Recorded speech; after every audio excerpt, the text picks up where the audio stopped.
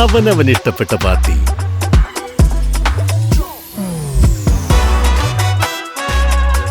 ഹാവൽസ്, ഓരോ ലൈറ്റിലും ഡിലൈറ്റ്.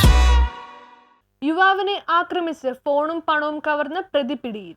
യുവാവിനെ ആക്രമിച്ച് ഫോണും പണവും കവർന്ന പ്രതികൾ അറസ്റ്റിലായി. കൊല്ലം കരുനാഗപ്പള്ളി തൊടിയൂരിൽ സീരത്ത് മനസ്സിലയിൽ മുഹമ്മദ് അലി 26, കൊല്ലം ഭൂതകുളം കളക്കോട് തുണ്ടിൽ വീട്ടിൽ ഫിറോസ് 23 എന്നിവരെയാണ് എറണാകുളം ടൗൺ നോർത്ത് പോലീസ് പിടികൂടിയത്. 17-ാം തീയതി പുലർച്ചെയാണ് കേസിനാസ്പദമായ സംഭവം നടന്നത്. എറണാകുളം നോർത്ത് ഓവർബ്രിഡ്ജിന് കീഴിൽ വെച്ച് പത്തനംതിട്ട സ്വദേശിയായ യുവാവിനെ ആക്രമിച്ച് പരിക്കേൽപ്പിച്ച ശേഷം യുവാവിന്റെ മൊബൈൽ ഫോണും പണവും അപഹരിക്കുകയായിരുന്നു. സുഹൃത്തിനെ കാണാൻ നഗരത്തിലെത്തിയ യുവാവിനെയാണ് പ്രതികൾ ആക്രമിച്ചത്.